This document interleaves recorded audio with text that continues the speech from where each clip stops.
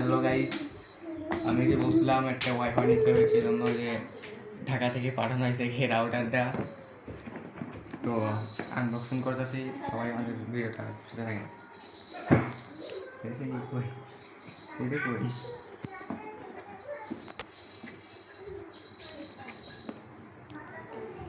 ভাই একটু বেশি বেশি করে লাইক কমেন্ট শেয়ার করে দেন, নাই হবে না নেই।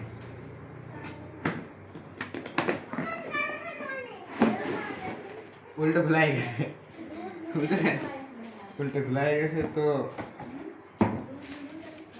এটা হচ্ছে আপনার রাউটারের কাগজপত্র আর কি, সাথে কর্ড আছে, চার্জার আছে।